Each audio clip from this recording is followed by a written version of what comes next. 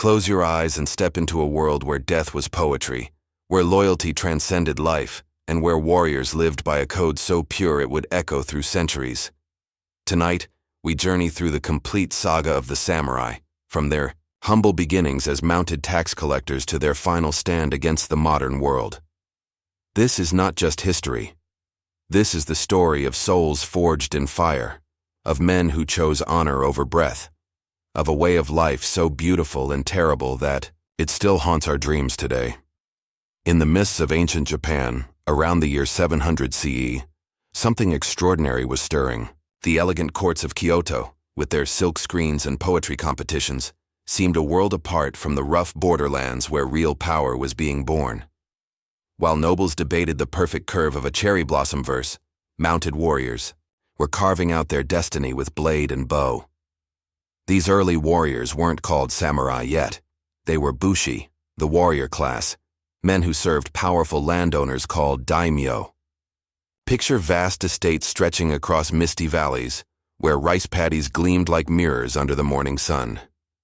Here, in this land of beauty and brutality, the first seeds of the samurai legend took root.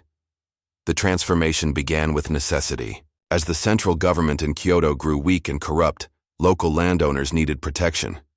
Bandits roamed the countryside like wolves, and neighboring lords eyed each other's territories with naked ambition. Into this chaos stepped the mounted warriors, men who could draw a bow from horseback and strike down an enemy at full gallop. A warrior's greatest weapon is not his sword, but his spirit, an old proverb would later say. But in these early days, survival was the only code that mattered. The first true samurai families emerged from this crucible of conflict. The Taira and Minamoto clans, names that would soon be whispered in equal measures of respect and fear, began their ascent to power. They weren't born noble. They earned their nobility through blood and steel, through loyalty that transcended death itself. Imagine Minamoto no Yoshie, later called Hachiman Taro, the son of the war god, standing on a windswept battlefield in the late 11th century. His armor, lacquered in deep crimson and gold, caught the last rays of sunlight as he surveyed his enemies. This wasn't just a warrior. This was the prototype of everything the samurai would become: honor, courage, and an almost mystical connection to death itself. The way of the bow and horse, Kyuba no Michi, became their first creed. These weren't just fighting techniques. They were spiritual disciplines. A samurai spent hours in meditation before battle, not from fear, but to achieve that perfect state where life and death became one. They believed that in the moment before death, a warrior could achieve enlightenment. As decades passed, these warrior families began to develop their own culture, distinct from the refined aesthetics of the imperial court. Where court nobles prized delicate beauty, the samurai valued strength tempered by discipline. Where courtiers competed with poetry, warriors competed with their very lives. The bow became their soul. Japanese longbows nearly as tall as a man required years to master. A samurai would practice until he could split an arrow at 100 paces, until he could draw and release while his horse thundered across uneven ground. But more than accuracy, the bow taught patience, focus, and the acceptance of fate. By the 12th century, Japan was fracturing. The elegant facade of imperial rule was crumbling like autumn leaves, and in the shadows, the great warrior clans were gathering their strength like storm clouds on the horizon. The Taira clan rose first, like the morning sun over Mount Fuji. Led by the formidable Taira no Kiyomori, they didn't just seize power, they redefined it. Kiyomori was a man who understood that true strength came not from the sword alone, but from the ability to inspire absolute loyalty. "My lord," whispered his retainer one misty morning as they stood overlooking the capital, "the court nobles mock us as crude warriors." Kiyomori's response became legend. "Let them mock. When their silk pavilions burn, they will beg those same crude warriors to save them." And burn they did. The Hogan Rebellion of 1156 marked the moment when political power shifted from the perfumed halls of nobility to the scarred hands of warriors. For the first time in Japanese history, samurai determined who would rule the nation. But power, like a blade, cuts both ways. The Taira's dominance bred resentment, particularly among their ancient rivals, the Minamoto. While the Taira basked in court luxury, growing soft on silk cushions and wine, the Minamoto endured exile, their hatred sharpening like a blade on a whetstone. The great Minamoto leader, Yoshitomo, fell in battle, but his son Yoritomo survived, barely. Picture a young warrior, forced to watch his father's execution, his own life spared only through the mercy of his enemies. This mercy would prove to be the Taira's greatest mistake. Yoritomo grew up in exile, but exile taught him something the comfortable Taira had forgotten: hunger. Not just for food, but for justice, for honor, for the chance to restore his family's name. Every sunrise brought him closer to his destiny. Every sunset another day of shame to be avenged. Meanwhile, in the eastern provinces, another Minamoto was growing into legend. Yoshitsune, Yoritomo's half-brother, was everything a samurai should be. Swift as lightning, graceful as a crane, deadly as winter frost. Stories say he learned swordsmanship from Tengu, the mystical bird demons of the mountains. Whether true or not, his skill transcended the merely human. The stage was set for the most epic conflict in samurai history, the Genpei War.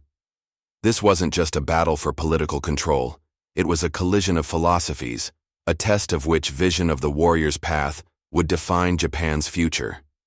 The Taira represented samurai who had integrated with court culture, who appreciated beauty alongside battle, who saw warrior status as a path to refinement. The Minamoto embodied the pure warrior ideal: discipline, loyalty, and the acceptance of death as the ultimate test of honor. "A cherry blossom is most beautiful just as it falls," Yoshitsune once said, and he lived as if every moment might be his last petal on the wind. 80. The year when Japan's soul would be decided by the sword. Prince Mochihido's call to arms echoed across the islands like thunder across still water. The message was simple: the Taira had grown too powerful, too corrupt. It was time for the Minamoto to reclaim their birthright, time for the old order to fall like autumn leaves before winter's fury. Minamoto no Yoritomo received this call in his exile at Hirugakojima. Picture him that morning, a man in his 30s, hardened by years of humiliation, his hand resting on the hilt of his ancestor's sword. The weight of generations pressed upon his shoulders. This was his moment. Seize destiny, or die trying. "My lord," his loyal retainer Hojo Tokimasa whispered, "if we raise our banner now, there's no turning back. The Taira will come for us with the fury of typhoons." Yoritomo's response would echo through history: "Better to die as a warrior than live as a dog. We raise our banner at dawn." The early battles were disasters. At Ishibashiyama, Yoritomo's forces were crushed so thoroughly that he was forced to hide inside a hollow tree trunk while enemy soldiers searched for him. For hours, he crouched in that wooden prison, listening to the voices of men who would claim his head for glory and gold. But from defeat came wisdom. Yoritomo learned that victory belonged not to the boldest, but to the most patient.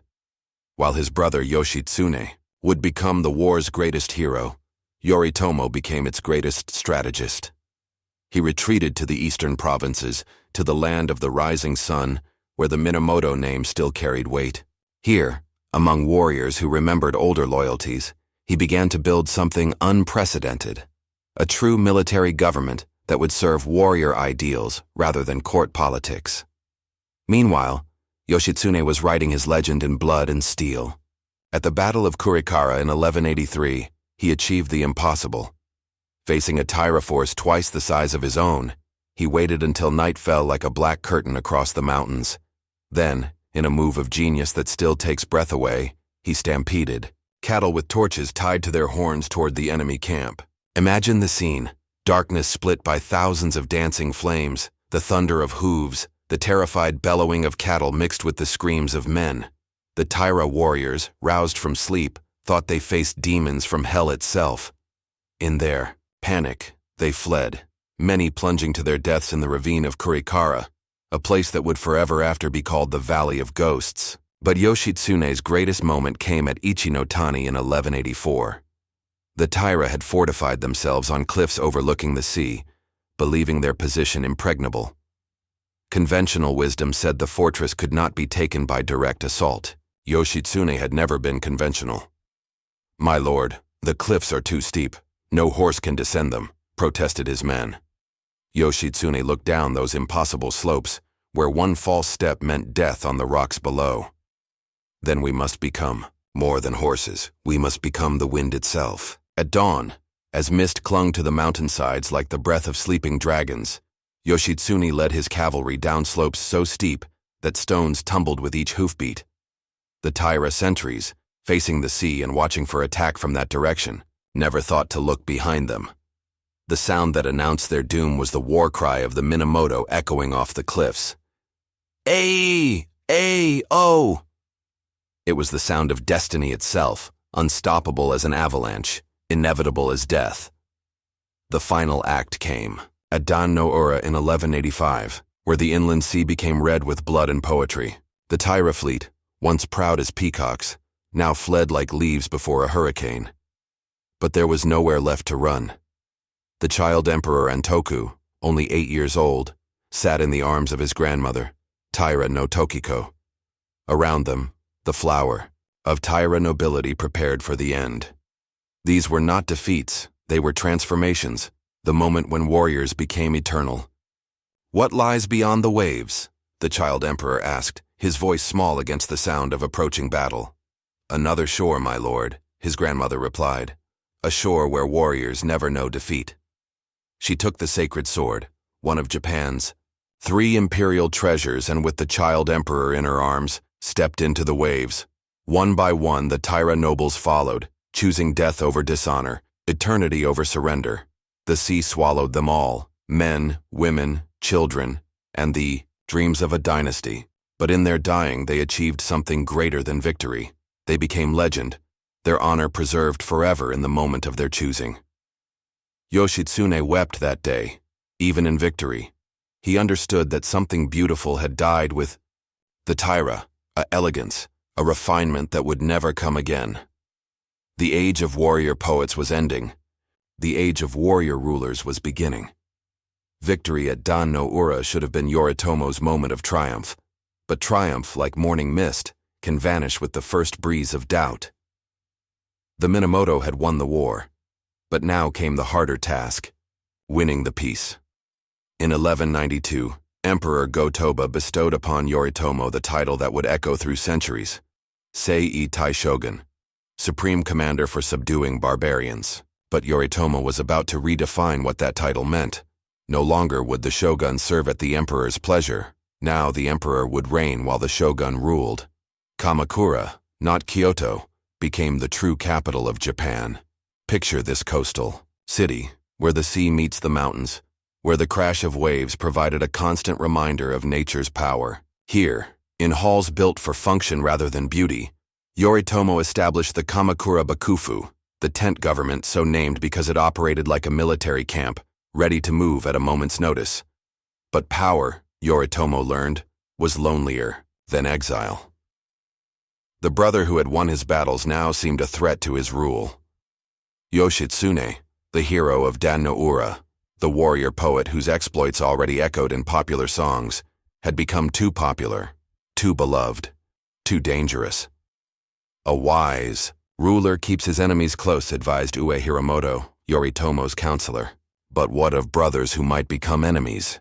Yoritomo replied, his voice heavy with a sadness that would haunt his remaining days. The tragedy that followed would stain the Minamoto name forever.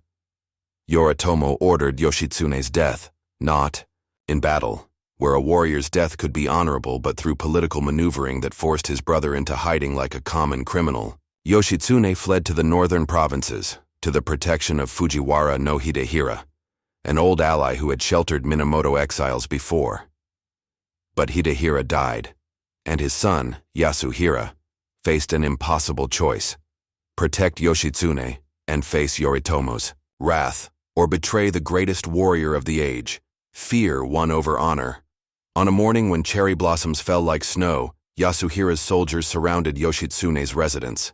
The hero of Ichi no Tani, The warrior, who had seemed touched by the gods themselves, realized that his story had reached its final page. "My lord, we can fight our way out," urged Benki, his giant retainer, the warrior monk whose loyalty had never wavered. Yoshitsune shook his head. "Some battles cannot be won with swords, old friend. Some defeats are more beautiful than victory." What happened next became the stuff of legend. Yoshitsune performed seppuku, ritual suicide, with the same grace he had shown in life. Benkei, standing guard at the doorway, was found dead on his feet, pierced by so many arrows that he looked like a porcupine, yet still standing, still protecting his lord even in death. They called it Benkei no Tachi Ojo, Benkei's standing, death, and it became the ultimate symbol of samurai loyalty. Yoritomo wept when the news reached him, but his tears could not wash away the blood between brothers. He had secured his power, but at the cost of his soul. The system Yoritomo created would outlast his sorrow. The Gokenin, literally housemen, became the backbone of samurai society. These were warriors who swore personal loyalty to the shogun, receiving land grants in return for military service. It was feudalism, Japanese style, but with a spiritual component that European feudalism lacked. Each samurai became both a warrior and a landowner, responsible for the peasants on his estate, but answerable to his lord above. The relationship was sacred, bound not just by law, but by honor itself. A samurai who betrayed his lord didn't just break a contract. He destroyed his own soul. But Yoritomo's dynasty would prove as fragile as morning frost. In 1199, he died under mysterious circumstances. Some say from a fall from his horse. Others whisper of poison or curse. His sons, Yori and Sanetomo, would both die young and violent deaths, the last embers of the great Minamoto line. The Hojo family, Yoritomo's in-laws, seized control as regents, ruling through puppet shoguns. They understood a truth that would echo through Japanese history. Sometimes the greatest power comes from standing behind the throne rather than sitting upon it. The Hojo didn't seize power. They inherited it through cunning, sacrifice, and an understanding of human nature deeper than any sword thrust. When the Minamoto line died out, the Hojo found themselves holding the reins of a warrior nation, and to their credit, they never let go. Hojo Tokimasa, the first regent, was a man who preferred shadows to sunlight. While others postured and posed, he worked quietly, methodically, binding the samurai class to Kamakura with threads of honor and obligation stronger than steel chains. But it was his son, Hojo Yoshitoki, who faced the ultimate test of the samurai spirit. In 1221, the retired emperor Go-Toba decided that warrior rule had lasted long enough. The Jokyu Rebellion was meant to be the restoration of imperial power. Instead, it became the final proof that the age of warriors had truly begun. "The emperor commands us to disband the Bakufu and return to Kyoto in chains," Yoshitoki announced to his assembled retainers. The hall fell silent as death. To defy an emperor was to defy heaven itself, or so tradition taught. An old samurai, his hair white as winter snow, slowly rose to his feet. "Lord Yoshitoki, our ancestors died to create this world we now inhabit. Would you have us spit on their graves?" The question hung in the air like incense smoke. This was the moment that would define not just the Hojo, but the entire samurai class. Would they remain warriors, or would they become subjects once again? Yoshitoki's response echoed with the strength of mountains. "I would rather die a rebel than live a slave. We march on Kyoto." The campaign that followed was swift as lightning, decisive as an executioner's blade. The Hojo forces, disciplined and unified, swept aside the imperial loyalists like autumn leaves. Emperor Go-Toba found himself exiled to the Oki Islands, spending his remaining years composing poetry about the changing of seasons, the impermanence of power, the bitter taste of defeat. With this victory, the samurai achieved something unprecedented in world history. A warrior class had successfully challenged divine authority and won. The emperor remained sacred, but he would never again rule without the shogun's permission. The Hojo established what historians call the dual polity, two governments ruling Japan simultaneously. The emperor reigned in Kyoto, maintaining the spiritual and cultural authority of the throne. The shogun ruled from Kamakura, holding actual political and military power. It was a system built on acceptance of paradox, very Japanese in its elegant complexity, but the greatest test of the Hojo, of the samurai spirit of Japan itself, was yet to come. Across the sea, in the steppes of Mongolia, a warrior emperor named Temujin, better known as Genghis Khan, had forged an empire that stretched from Korea to Eastern Europe. His grandson, Kublai Khan, now ruled China and had turned his gaze toward the islands of Japan. The year 1266 brought the first Mongol embassy to Japan. The message they carried was written in terms no Japanese ruler had ever received. The Emperor of Great Mongolia commands the King of Japan to submit and pay tribute, or face the consequences of defiance. Hojo Tokimune, then regent, was only 18 years old when these words reached him. Picture this young warrior, barely more than a boy, holding a message that demanded his nation's surrender. Around him sat the greatest samurai of their generation, men who had known only victory, who had never bowed to any foreign power. "What answer shall we give, my lord?" asked his chief retainer. Tokimune's response became legend. "We give no answer. Our swords will speak for us." Tivor. The year the world came to test the samurai spirit, the Mongol fleet appeared on the horizon. Like a forest of masts, 900 ships carrying 40,000 warriors from across Asia. These weren't just Mongols. They were Chinese, Koreans, and soldiers from a dozen conquered nations, all united under the banner of Kublai Khan's empire. On the beaches of Hakata Bay, Kyushu, the samurai waited. These warriors had never faced gunpowder weapons, had never seen arrows fired in volleys of thousands, had never encountered an enemy that fought as a coordinated mass rather than individual heroes. The first contact was devastating. Takazaki Suenaga, a samurai from a minor family, led the initial charge against the invaders. His account, preserved in painted scrolls, shows the horror and confusion of that first encounter. Their arrows fell like rain in a storm. Their bombs burst like thunder from clear skies. My horse screamed and fell, and I thought I was facing demons from the depths of hell itself. The Mongols fought like nothing the samurai had ever encountered. Where Japanese warfare was individual, combat between named warriors, the Mongols moved as one organism, arrows flying in coordinated waves, explosives creating chaos and terror. But the samurai had something the Mongols didn't understand: the willingness to die for honor rather than live in shame. When conventional tactics failed, they did something unprecedented. They adapted. Shimazu Hisai, a warrior from Satsuma province, gathered his retainers around him as Mongol forces pressed inland. These foreign devils fight without honor, like wild animals. Then we must become wolves to hunt wolves. Instead of formal challenges and single combat, the samurai began fighting at night, using their knowledge of the terrain to harass and confuse the invaders. They poisoned water supplies, ambushed supply lines, turned their own homeland into a weapon against the invaders. For 7 days, the battle raged. The Mongols established beachheads but couldn't break inland against fierce samurai resistance. Then, on the night of November 19th, the sea itself seemed to rise against the invaders. The typhoon that struck Hakata Bay wasn't just a storm. It was annihilation incarnate. Winds that could lift a grown man off his feet, waves tall as temple towers, rain that fell like arrows from the sky. The Mongol fleet, anchored offshore, became toys in the hands of an angry god. By dawn, the sea was littered with broken ships and broken dreams. 13,000 Mongol soldiers had drowned in a single night. The survivors, scattered and demoralized, retreated to Korea with tales of a land defended by dragons and storm spirits. The Japanese called it kamikaze, the divine wind. The gods themselves, they said, had risen to defend Japan from foreign invasion. But Kublai Khan wasn't finished. The defeat only strengthened his resolve to conquer these troublesome islands. For 7 years, he prepared a second invasion, this time with overwhelming force that would make resistance impossible. 1281 brought 4,400 ships carrying 140,000 soldiers, the largest amphibious invasion in human history until D-Day. This wasn't a raid or a probe.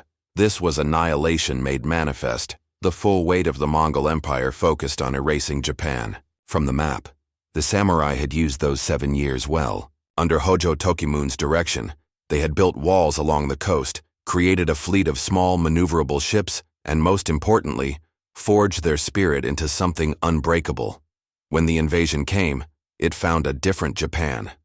The samurai fought with coordinated fury, using fireships to burn Mongol vessels, underwater attacks by swimmers with knives clenched between their teeth, desperate courage that turned every beach into a slaughter ground. Kusano Jiro, a relatively minor samurai, became legend during the sea battles. Leading a fleet of small boats, he rammed them into the Mongol warships like arrows shot from a bow. "Every ship we sink," he told his men, "is 10,000 enemies, who will never touch our soil." For 2 months the battle raged. The Mongols established larger beachheads this time but couldn't break the samurai defense. Every advance was paid for in blood. Every mile conquered was immediately contested by warriors who seemed to spring from the earth itself. Then, in August, the divine wind struck again. This second typhoon was even more devastating than the Kao. First, scattering the Mongol fleet like leaves in a hurricane. Of 140,000 invaders, barely 20,000 made it back to the mainland. The psychological impact was staggering. Japan, alone of all Asian nations, had successfully resisted Mongol conquest. The samurai had faced the greatest military force in the world and emerged victorious, not through luck, but through courage that transcended the merely human. "We have learned something valuable," Hojo Tokimune said, as reports of the victory reached Kamakura. "When a warrior fights for his homeland, for his ancestors, for his honor, he becomes something more than mortal. He becomes unstoppable." 1274. The year the world came to test the samurai spirit.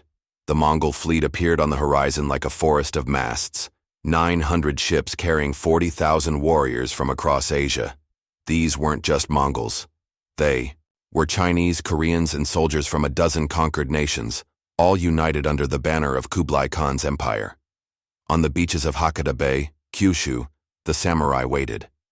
These warriors had never faced gunpowder weapons, had never seen arrows fired in volleys of thousands, had never encountered an enemy that fought as a coordinated mass rather than individual heroes. The first contact was devastating. Takazaki Suenaga, a samurai from a minor family, led the initial charge against the invaders. His account, preserved in painted scrolls, shows the horror and confusion of that first encounter. Their arrows fell like rain in a storm. Their bombs burst like thunder from clear skies.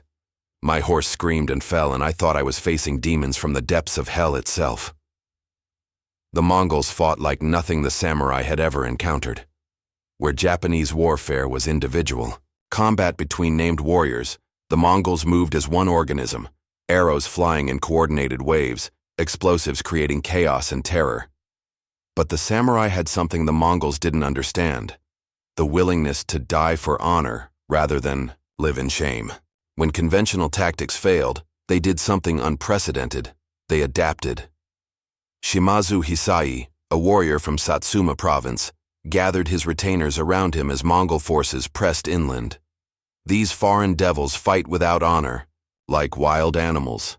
Then we must become wolves to hunt wolves. Instead of formal challenges and single combat, the samurai began fighting at night, using their knowledge of the terrain to harass and confuse the invaders. They poisoned water supplies, ambushed supply lines, turned their own homeland into a weapon against the invaders. For 7 days, the battle raged. The Mongols established beachheads but couldn't break inland against fierce samurai resistance. Then, on the night of November 19th, the sea itself seemed to rise against the invaders. The typhoon that struck Hakata Bay wasn't just a storm. It was annihilation incarnate. Winds that could lift a grown man off his feet, waves tall as temple towers, rain that fell like arrows from the sky.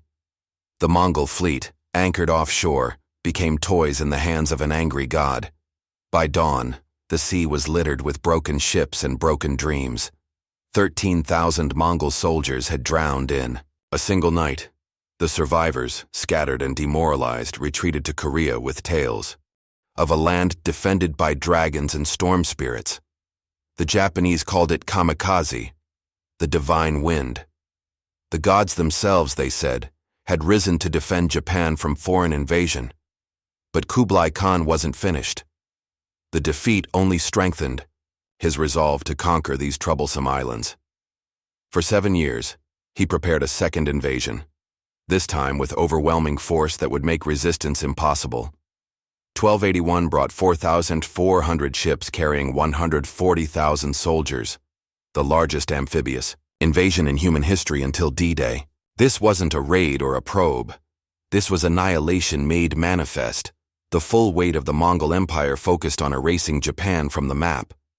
The samurai had used those 7 years well.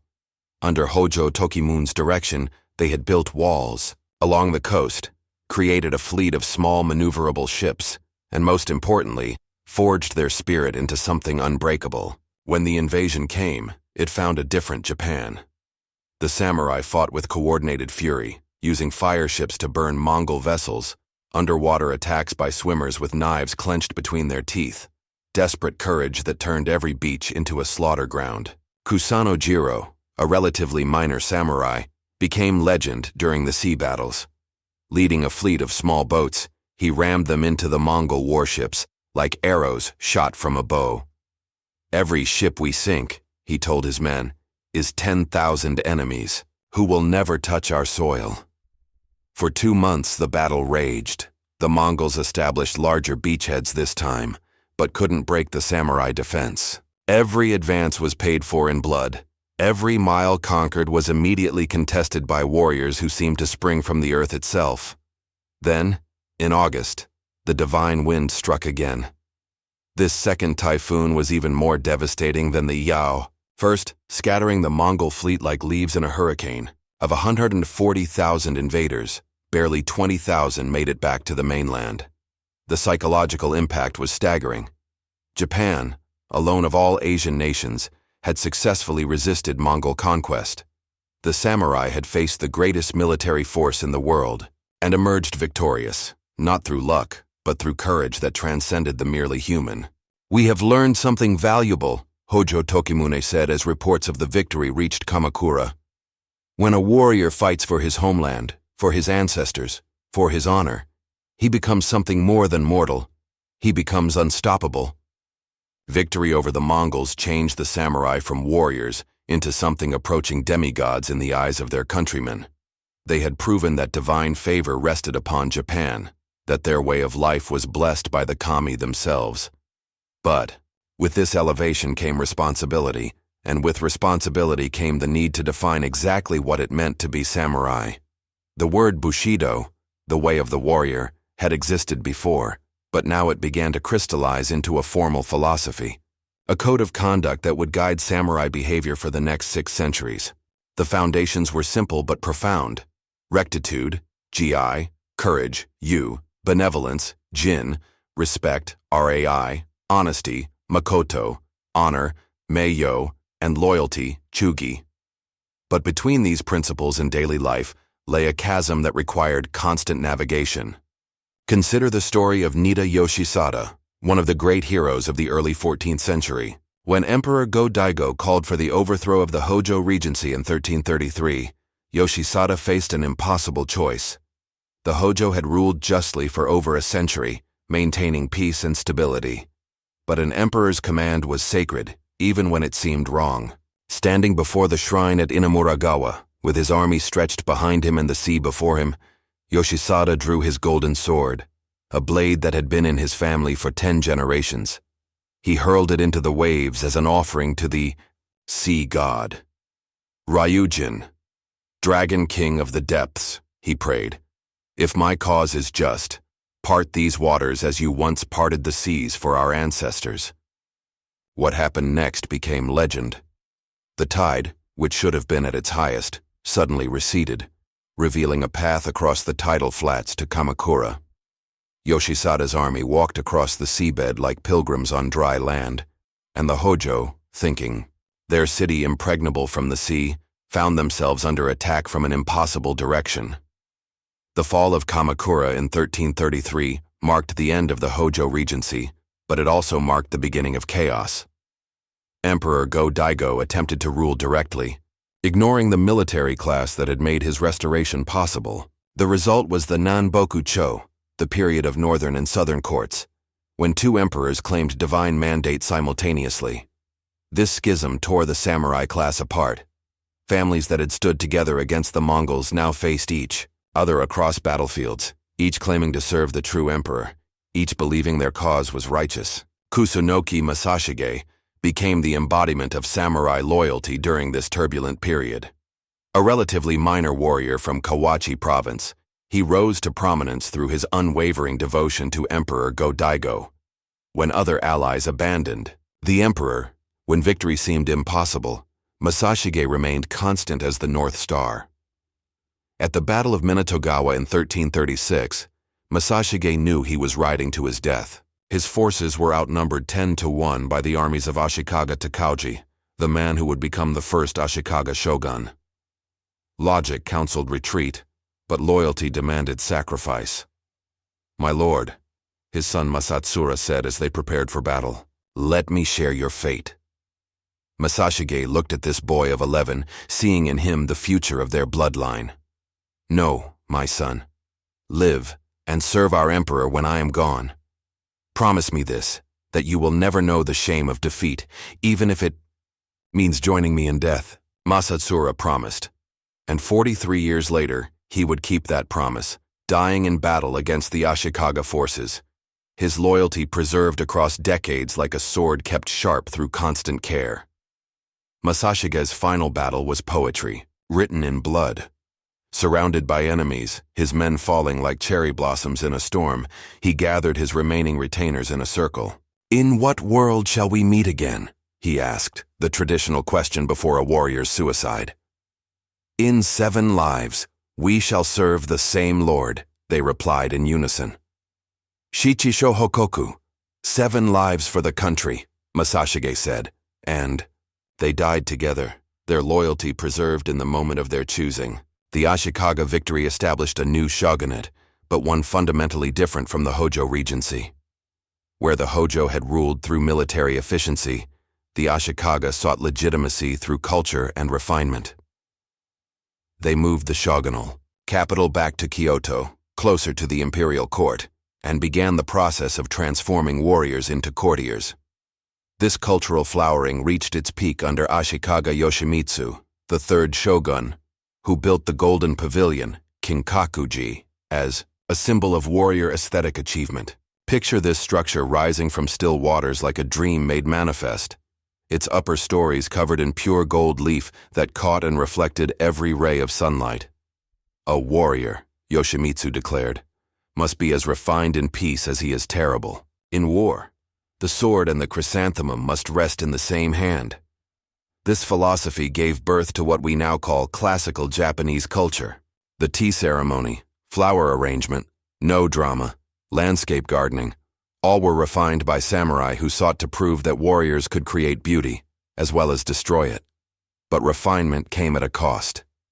As the 14th century progressed into the 15th, the samurai class began to fragment. Great lords, daimyo, became increasingly independent, ruling their domains like kings, while paying only lip service to shogunal authority. 1467. The year Japan's soul shattered like a mirror dropped on stone. The Onin War began over a succession dispute. Who would inherit the Ashikaga shogunate? Who would control the great Shiba clan holdings? Questions that seemed manageable through negotiation. But these surface disagreements masked deeper tensions that had been building for generations. In the streets of Kyoto, samurai armies faced each other across barricades made from temple doors and palace screens. The Eastern Army under Hosokawa Katsumoto controlled the imperial palace. The Western Army under Yamana Sozen held the shogun's residence. Between them lay the heart of Japanese civilization, about to be consumed in flames. "My lord," a retainer said to Hosokawa as smoke rose from a burning temple, "surely this madness cannot last. These are sacred grounds we're desecrating." Hosokawa's response revealed how far the samurai had traveled from their ancestors. "Sacred grounds mean nothing if power slips from our grasp.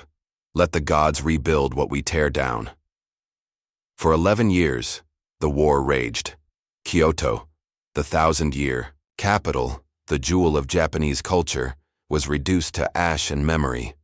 Temples burned, palaces crumbled, and with them died the illusion that the Ashikaga could maintain central authority. When the Onin War finally ended in 1478, Japan had changed beyond recognition.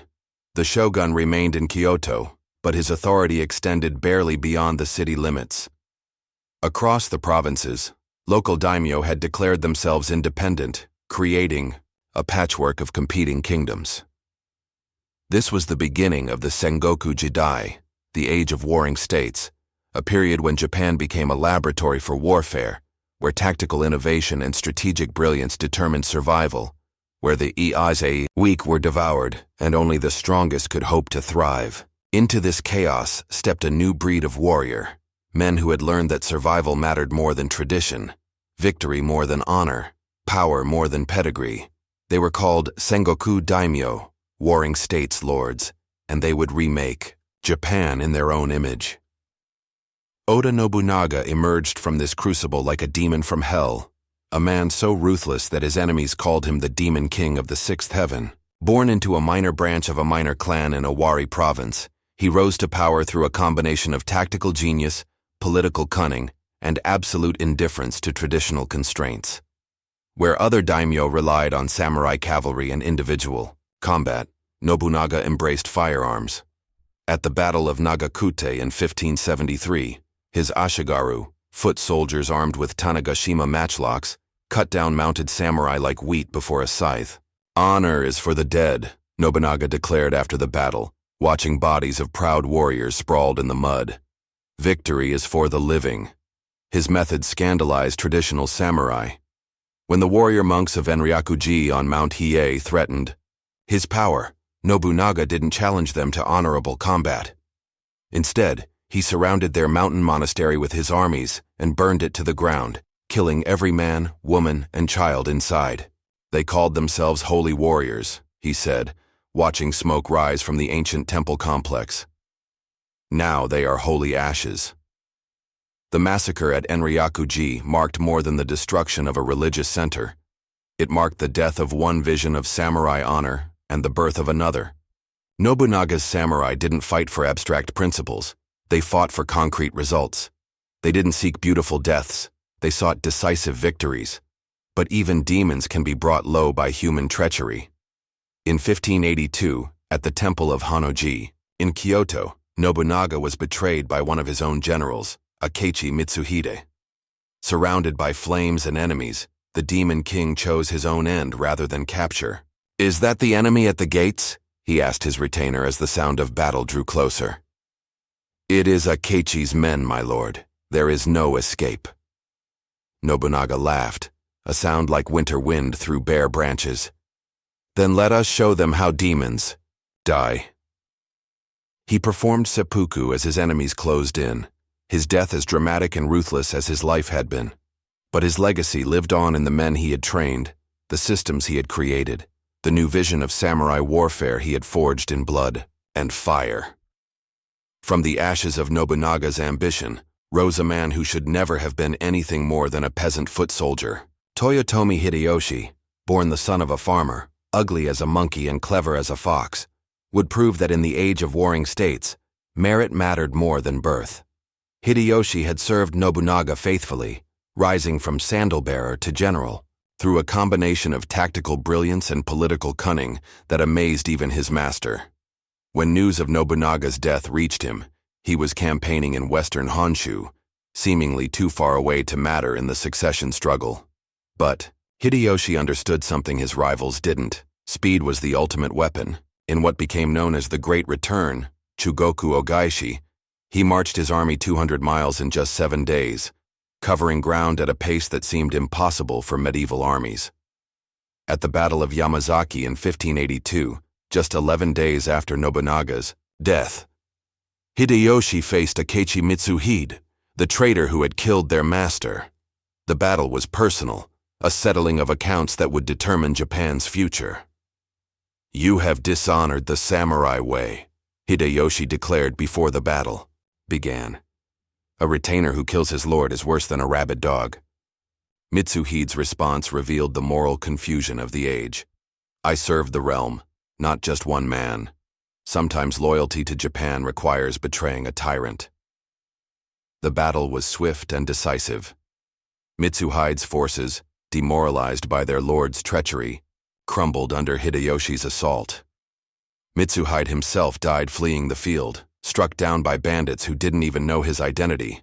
A fitting end for a man who had destroyed the bonds of loyalty that held samurai society together. With this victory, Hideyoshi began his rise to supreme power, but he faced a challenge no previous ruler had confronted: how to unite a nation that had been at war with itself for over a century.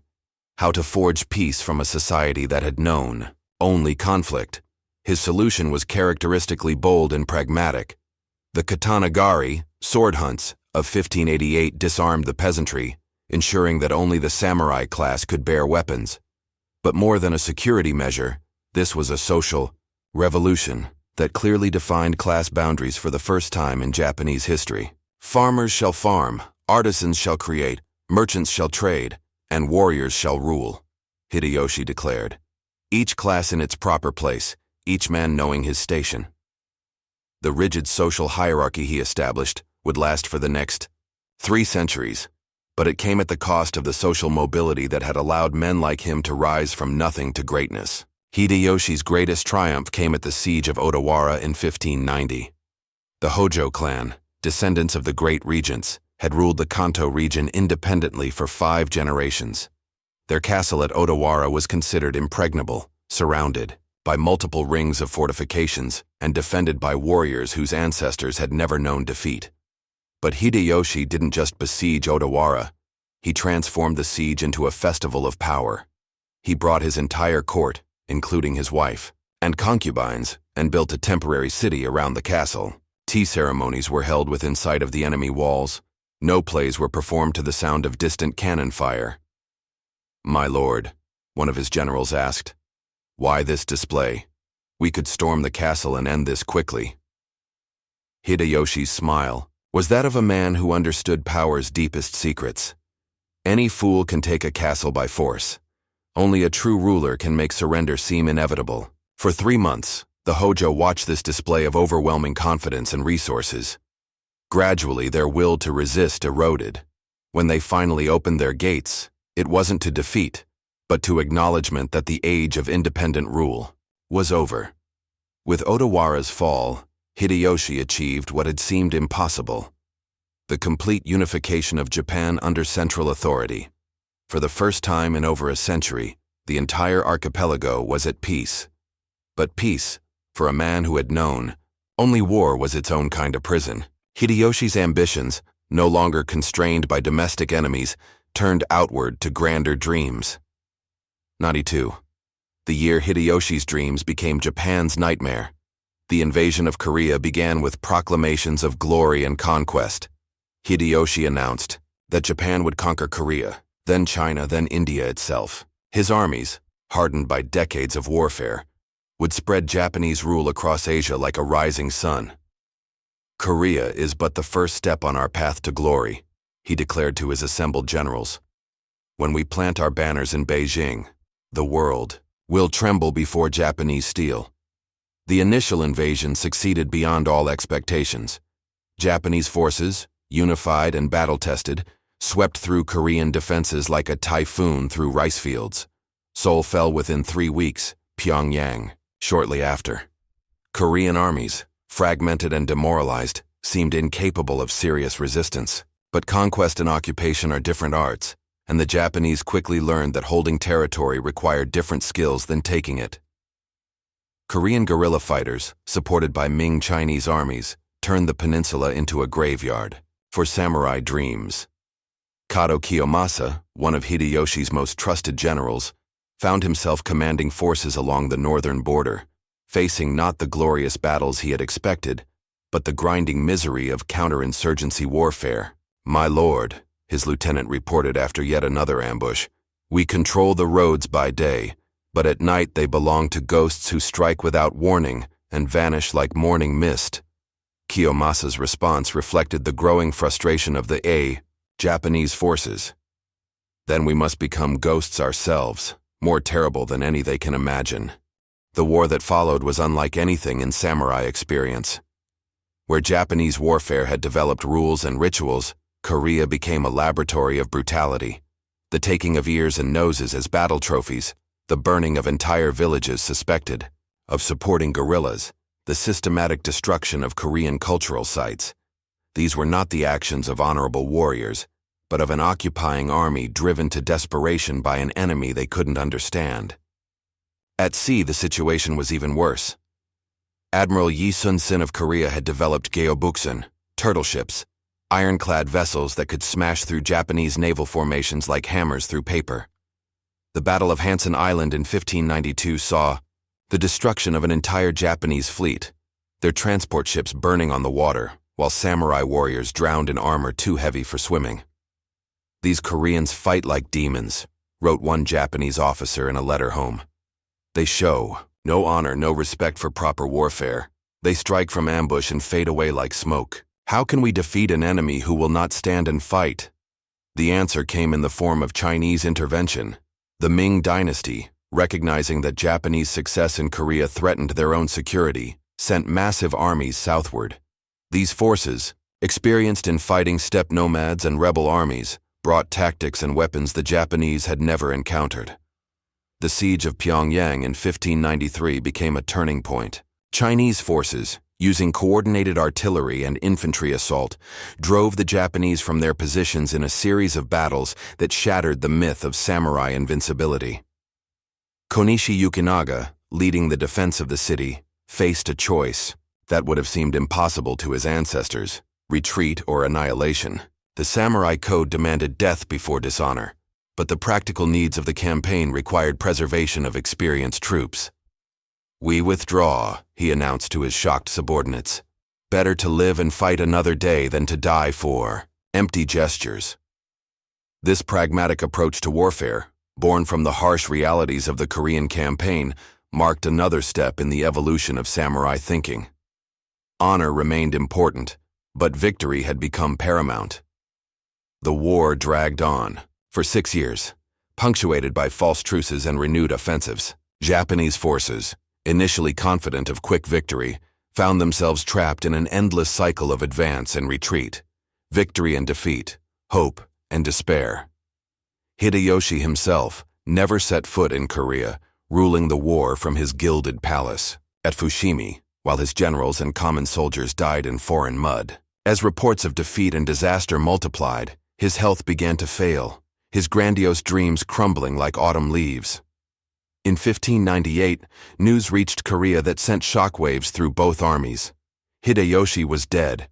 The great unifier, the man who had dreamed of Asian empire, had died raving about Chinese emperors and Korean ghosts, his ambitions buried with him. "The monkey is dead," one Korean officer observed with grim satisfaction.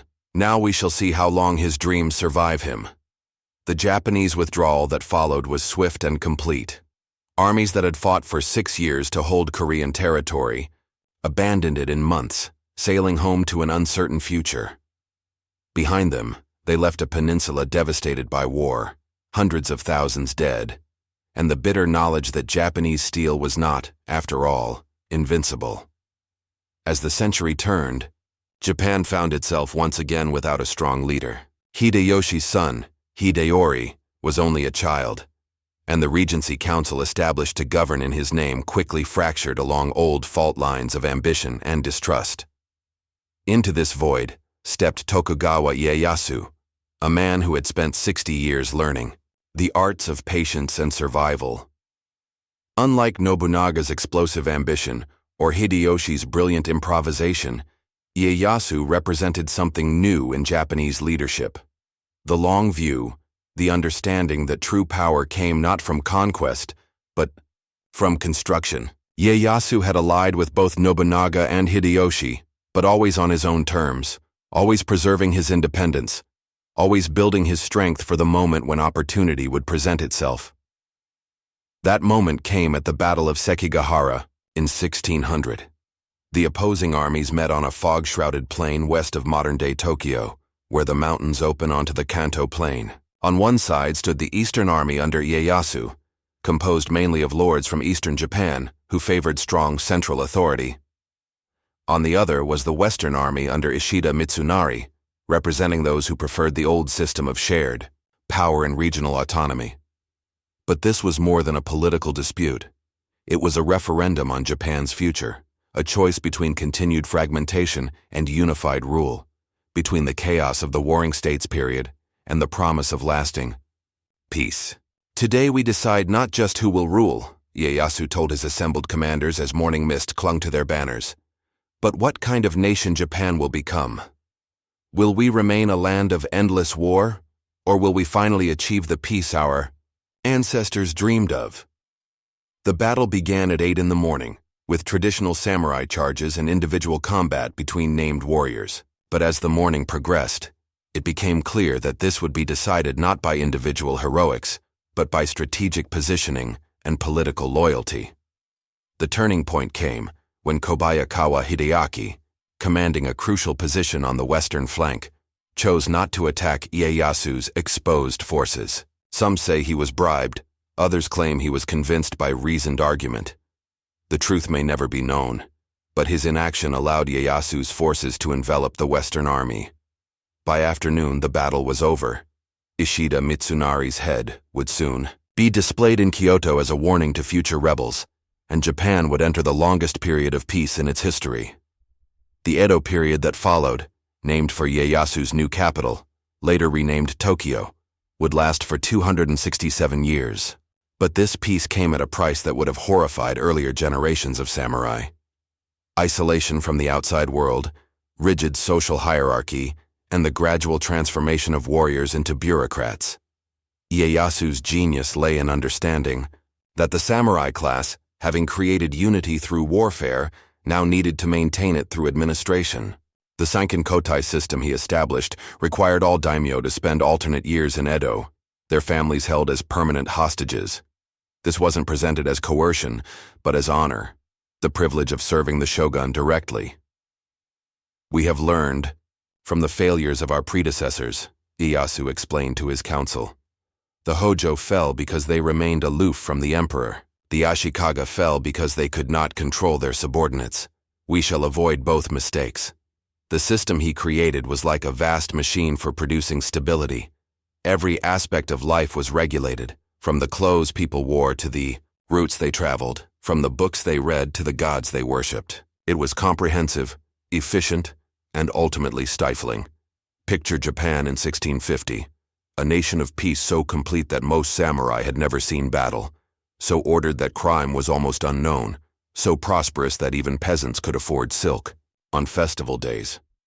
This was Tokugawa success made manifest, a society that functioned like clockwork, where everyone knew their place and stayed in it. But what becomes of warriors when there are no wars to fight?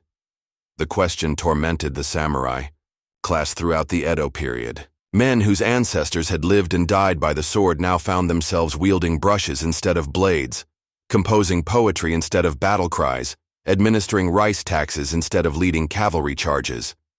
Some adapted brilliantly. The Bushi class became scholars, artists, administrators, the intellectual elite of Japan. They refined the tea ceremony until it became spiritual discipline, elevated flower arrangement to high art, transformed their martial training into philosophical systems that emphasized self-cultivation rather than combat effectiveness. Yamamoto Tsunetomo, a samurai who served the Nabeshima clan in Kyushu, spent his final years dictating his thoughts on the warrior way to a younger colleague. His words, compiled in the Hagakure, would later become famous as the purest expression of samurai philosophy. I have found that the way of the samurai is found in death. When it comes to either or, there is only the quick choice of death. It is not particularly difficult. Be determined and advance. But Tsunetomo had never faced death in battle. His understanding of the samurai way was theoretical, refined through decades of peace into something almost mystical.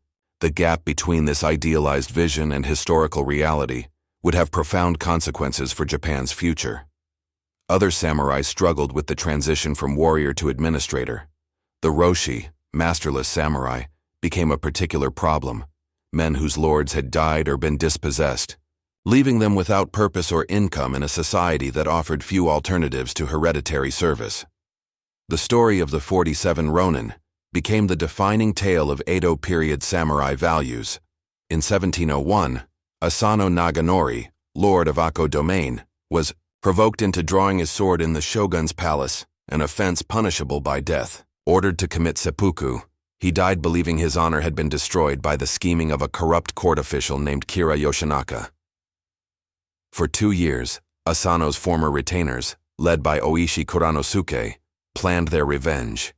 They scattered across Japan, some becoming merchants, others monks, all living as masterless ronin while secretly preparing for one final act of loyalty. On a snowy night in December 1702, they struck.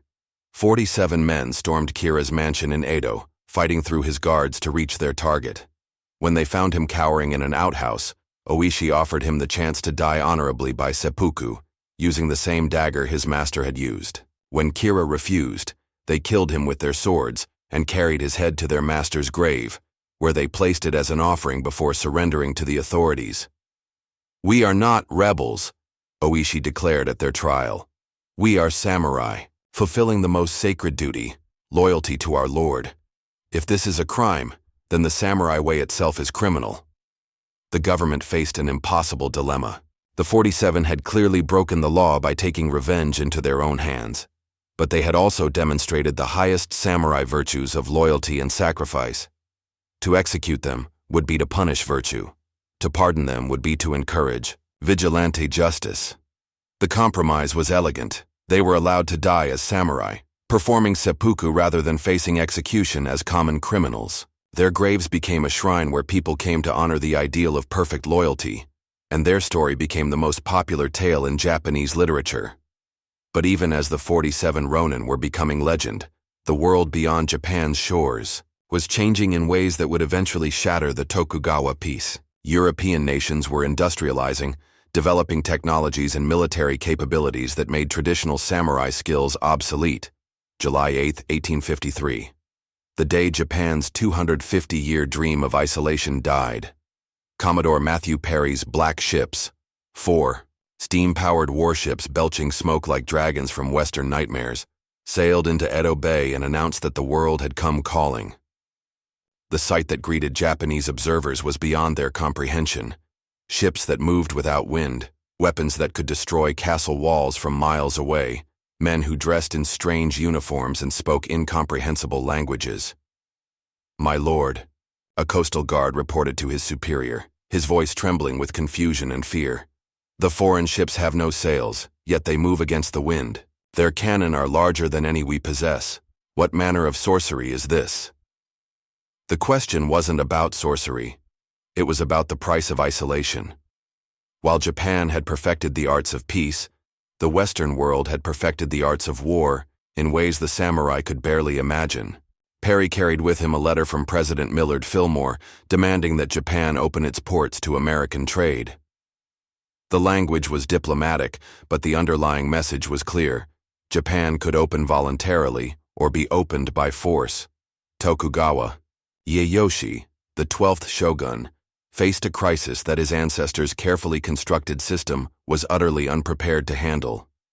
For 2.5 centuries, the Tokugawa had maintained power by controlling all contact with the outside world. Now that world had arrived with overwhelming force, making isolation impossible to maintain. The debates that followed tore the samurai class apart. The Joy faction, expel the barbarians, demanded immediate war against the foreigners, regardless of the odds. They argued that death in defense of Japan's purity was preferable to the contamination of foreign contact.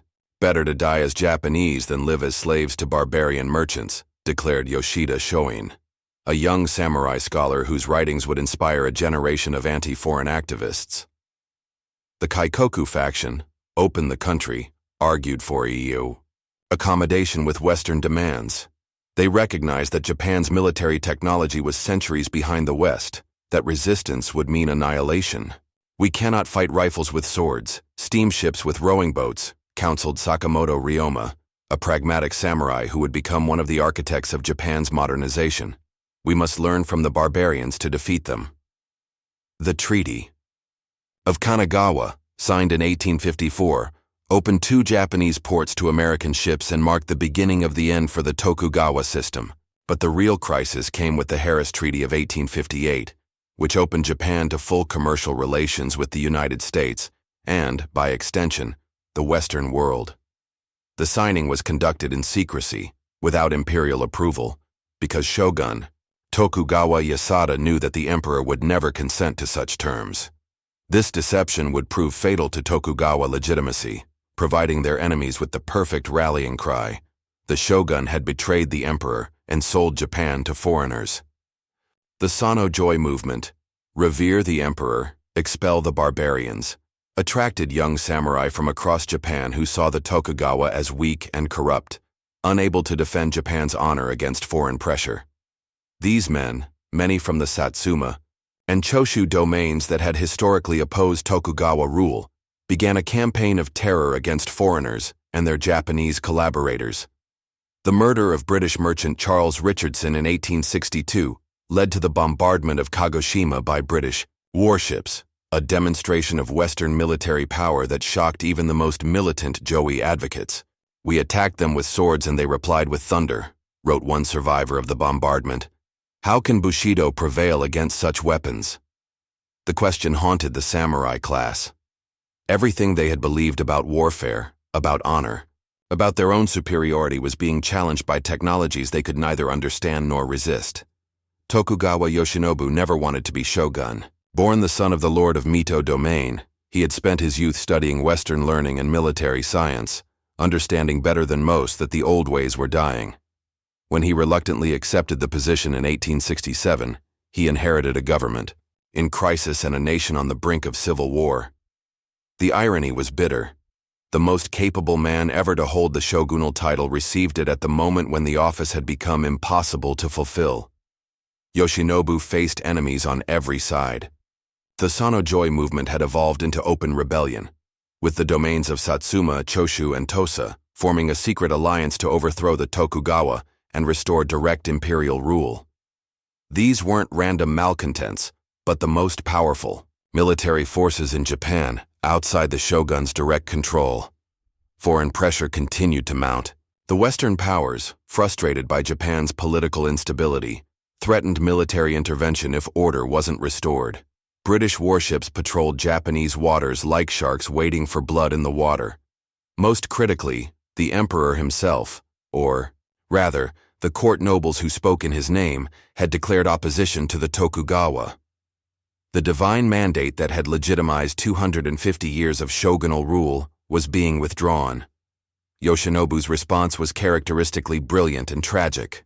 He decided to abolish his own office. In November 1867, he formally returned governing power to Emperor Meiji, believing that by voluntarily surrendering authority, he could avoid civil war and maintain some role in Japan's future government. "I return power to its rightful holder," he announced in his formal resignation. "The nation's good is more important than any family's honor." It was a gesture of statesmanship that should have earned him a place among Japan's greatest leaders. Instead, it made him appear weak to his enemies, who saw surrender as proof that the Tokugawa were unfit to rule. The court nobles and Sano Joy activists, far from being satisfied with Yoshinobu's abdication, pressed for complete Tokugawa destruction. They demanded that the family's vast lands be confiscated, that Yoshinobu himself be tried as a traitor to the imperial will. These demands made war inevitable. Yoshinobu might have surrendered power willingly, but he could not allow the complete destruction of everything his ancestors had built. When imperial forces marched on Edo in early 1868, they found the Tokugawa army waiting. The Boshin War that followed was brief but decisive. At the Battle of Toba Fushimi, just outside Kyoto, Tokugawa forces faced the combined armies of Satsuma and Choshu. For the first time in Japanese history, samurai fought samurai with modern weapons, rifles, artillery, even primitive machine guns. The result was slaughter that would have horrified earlier generations. Where traditional samurai combat was individual and personal, modern warfare was mass and anonymous. Men died not in single combat with worthy opponents, but in volleys of gunfire that mowed down entire formations. "This is not war as our ancestors knew it," wrote one Tokugawa officer after witnessing the carnage. "This is butchery conducted by machines. Where is the honor in dying to an enemy whose face you never see?" The Tokugawa forces, despite their modern equipment, were defeated by superior organization and morale. The imperial army fought with the fervor of true believers, convinced they were restoring Japan's divine order. The Tokugawa fought with the desperation of men defending a cause they knew was doomed. Yoshinobu, rather than die gloriously in battle as his samurai code demanded, chose instead to live and preserve what he could of his family's legacy. He surrendered Edo Castle without a siege, sparing Japan's largest city the destruction that had befallen so many others. "A true samurai knows when to draw his sword and when to sheath it," he told his retainers as he prepared for exile. "Sometimes the greatest courage is in accepting defeat." The Meiji Restoration of 1868 promised to restore traditional Japanese values while embracing Western technology and knowledge. "Eastern ethics, Western science" became the slogan of the new government. But as the 1870s progressed, it became clear that the two were incompatible, that modernization meant the destruction of the samurai way of life. The abolition of the Han system in 1871 eliminated the feudal domains that had given meaning to samurai existence for centuries. The establishment of universal military conscription in 1873 made the samurai's monopoly on warfare obsolete. The sword-bearing prohibition of 1876 literally disarmed the warrior class, forbidding them to carry the weapons that defined their identity. These changes struck at the heart of samurai existence. Men who had been taught from birth that they were the warrior elite of Japan suddenly found themselves unemployed, irrelevant, forbidden even to display the symbols of their former status.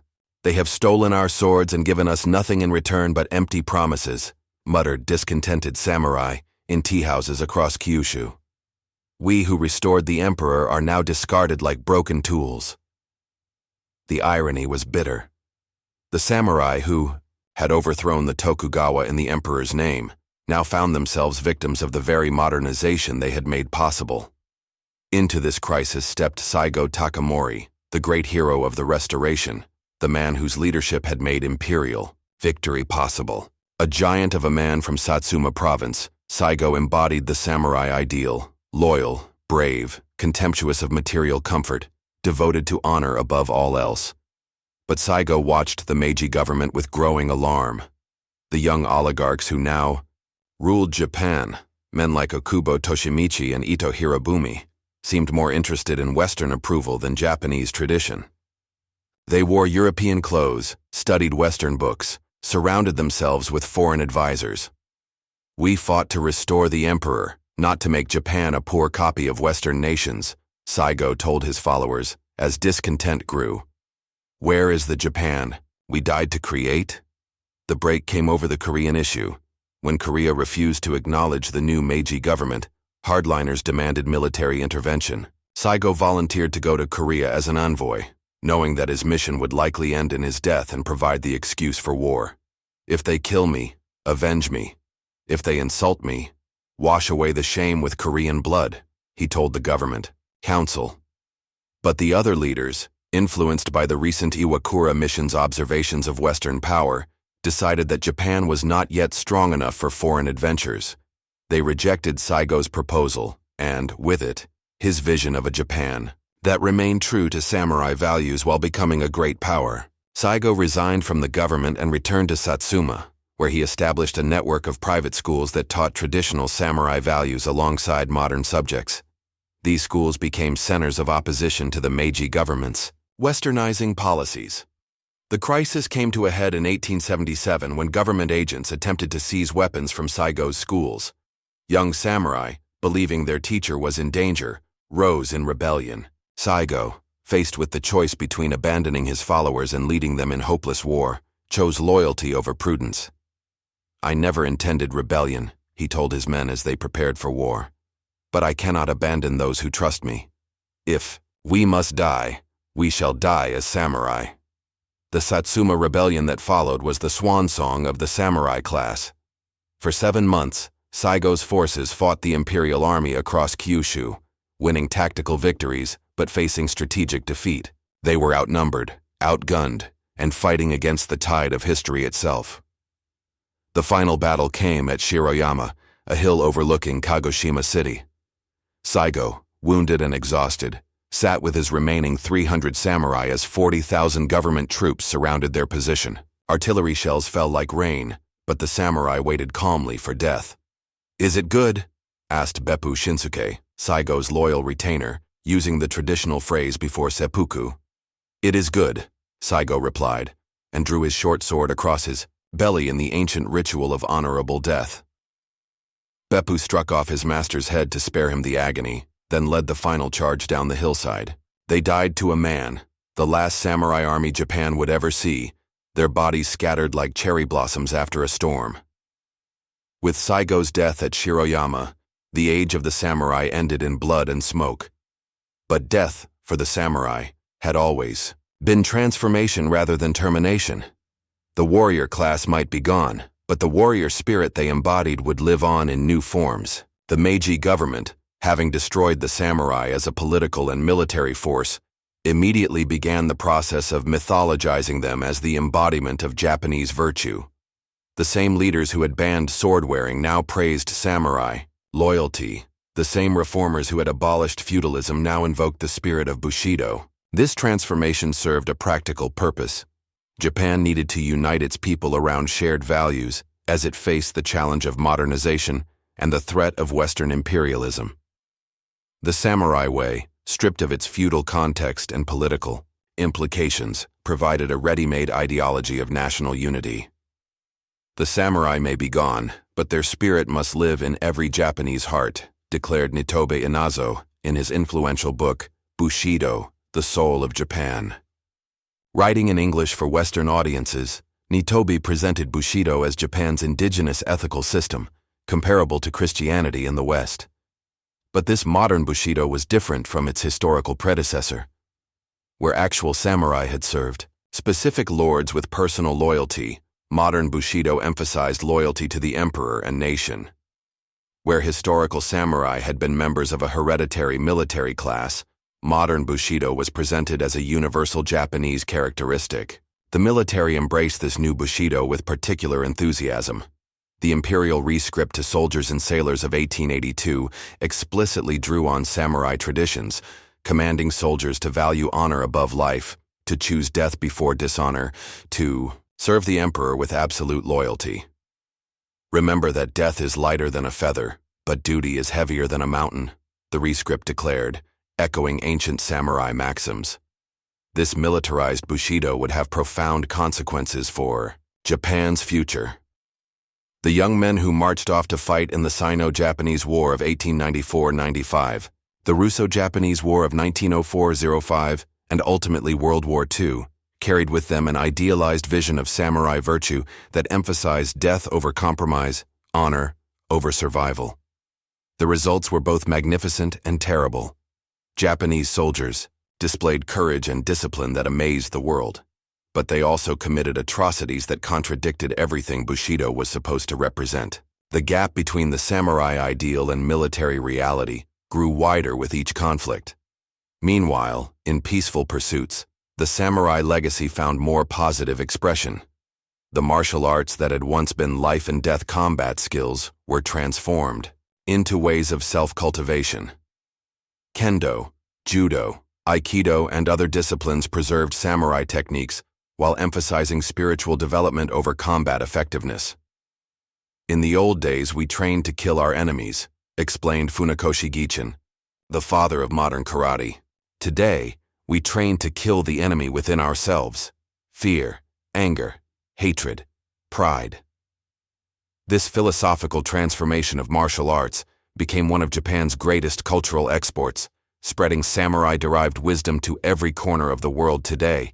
More than 150 years after the last samurai fell at Shiroyama, their influence continues to shape not just Japan, but the entire world. Walk through the streets of Tokyo, and you'll see salarymen bowing with the same precision their ancestors used in sword techniques, students practicing calligraphy with the focused intensity of warriors preparing for battle, businessmen conducting meetings with a formality that echoes ancient court protocols.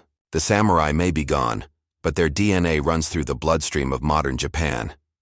The attention to detail that made a katana the finest blade in the world now creates electronics and automobiles that set global standards. The loyalty that once bound retainer to lord now binds employee to company. The pursuit of perfection that drove a swordsman to practice 10,000 cuts now drives a craftsman to perfect his art over decades. But perhaps most importantly, the samurai gave the world something it desperately needs. An example of how to live with honor in an age that often seems to have forgotten what honor means. Their code wasn't perfect. No human creation ever is. But it provided answers to questions that every generation must face. How do we balance personal desire with duty to others? How do we find meaning in a world that often seems meaningless? How do we face death with dignity and live with purpose? In boardrooms in New York and London, executives quote Sun Tzu and Miyamoto Musashi. In dojos from Sao Paulo to Stockholm, students bow before training in arts that trace their lineage to samurai battlefields. In movies and novels, books and video games, the samurai continue to fight their eternal battles, their stories resonating with audiences who have never seen a real sword but understand the hunger for honor, the thirst for purpose, the need to believe that how we live matters more than how long we live. The great paradox of the samurai is that they achieved immortality by embracing mortality, found eternal relevance by accepting temporal defeat, became universal by remaining uniquely Japanese. They remind us that true strength comes not from victory but from the willingness to fight for what is right even when defeat is certain, that true honor comes not from never falling, but from how we rise when we have fallen. In a world increasingly dominated by machines and algorithms, by efficiency and optimization, by the logic of profit and loss, the samurai whisper to us of older values: loyalty, courage, honor, duty. They remind us that we are more than the sum of our economic functions, more than consumers and producers, more than users and content creators. We are human beings, capable of choosing principle over profit, honor over advantage, meaning over mere existence. We can decide to live not just for ourselves, but for something greater: our families, our communities, our ideals, our legacy. The cherry blossoms still fall each spring in Japan, beautiful in their brief flowering, perfect in their acceptance of transience. They remind every viewer of the samurai teaching that life's meaning comes not from its length but from its intensity, not from its permanence but from its purity. Among flowers, the cherry blossom; among men, the warrior, goes the old saying. Both are beautiful because they know their time is limited. Both are perfect because they hold nothing back. Both achieve immortality through the very acceptance of their mortality. In the end, the samurai teach us the most important lesson of all: that how we die reveals how we have lived, that the moment of our greatest test shows our truest self, that honor is not something we have, but something we are. Their story is our story, their struggle our struggle, their choice our choice. In every moment when we must decide between the easy path and the right path, between personal advantage and common good, between comfort and courage, the samurai stand beside us, not as distant historical figures, but as fellow travelers on the road to becoming fully human. The war drums have fallen silent, the banners have been furled, the swords have been sheathed forever. But the spirit that animated them, the willingness to live and die for something greater than ourselves, that spirit is immortal. That spirit is eternal. That spirit is the gift the samurai gave to all humanity. Their watch is ended, but their example endures. Their voices are stilled, but their teachings echo across the centuries. Their bodies have returned to dust, but their souls live on in everyone who chooses honor over ease, duty over desire, service over self. This is their final victory, their ultimate triumph. They became more than warriors, more than a social class, more than a chapter in history. They became an ideal, a standard, a reminder of what human beings can achieve when they dedicate themselves completely to something greater than their own survival. The cherry blossoms fall, but the tree remains. The samurai died, but their spirit lives on. Their story ends, but their legacy is eternal, written not in books or monuments, but in the hearts of all who strive to live with honor, to serve with loyalty, and to face whatever comes with the courage of those who know that some things are worth more than life itself. In this way, the samurai achieved the ultimate victory. They defeated death itself, not by avoiding it, but by making their lives so meaningful that their deaths became transformations, not endings, but beginnings. Not defeats, but immortal examples of how to be truly, completely, magnificently human. The last samurai may have fallen at Shiroyama, but the first samurai is born every time someone chooses honor over advantage, every time someone stands up for what is right regardless of the cost, every time someone decides that how they live matters more than how long they live. The age of the samurai is over. The spirit of the samurai is eternal, and their story, like the falling cherry blossoms, will be told as long as human beings dream of living with honor, fighting with courage, and dying with dignity in service to something greater than themselves. The way of the samurai is found in death. When it comes to either or, there is only the quick choice of death. Not because death is desirable, but because life lived without honor is no life at all. Not because they loved dying, but because they loved living so much they would rather die than live unworthily. This is their final teaching, their ultimate gift to humanity, that we become immortal not through the years we accumulate, but through the meaning we create, not through the battles we win, but through the principles we defend, not through the death we avoid, but through the life we embrace completely, courageously, honorably. The samurai are gone. The samurai are eternal. Their story ends. Their story never ends. And somewhere, in the rustle of cherry blossoms on an evening breeze, their spirits whisper still. Live with honor. Serve with loyalty. Face the future with courage. This is the way. As our journey through the centuries draws to a close, we return to where we began. To that moonlit moment when a warrior stands alone, his katana gleaming in the darkness, knowing that honor is worth more than life itself.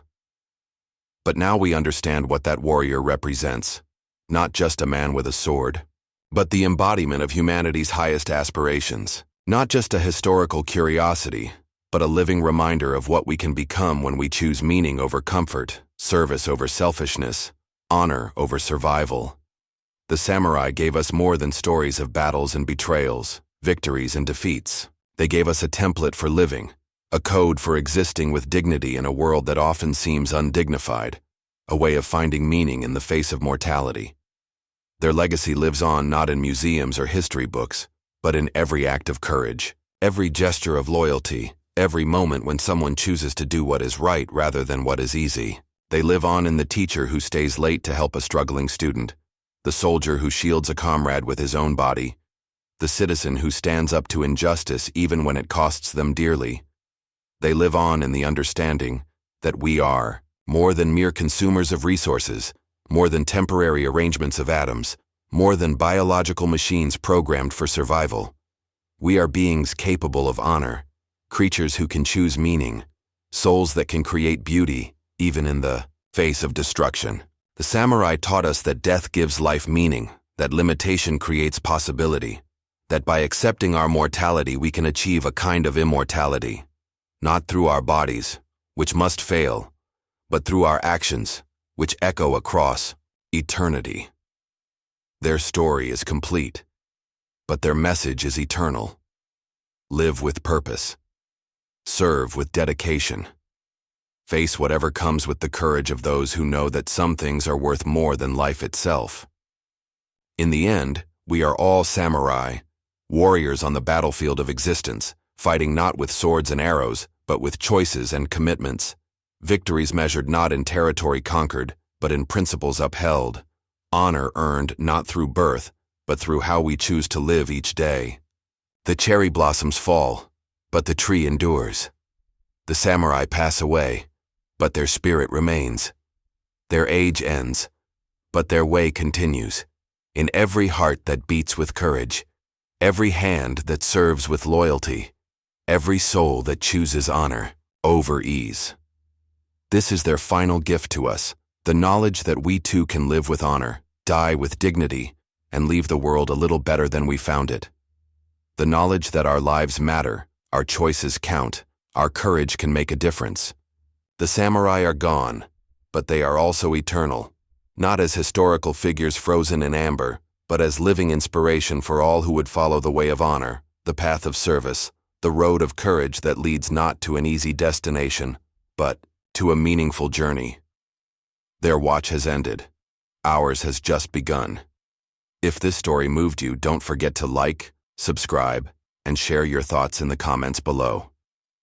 The way of the warrior may be ancient, but its lessons are timeless, and its call to honor echoes still in every heart brave enough to listen.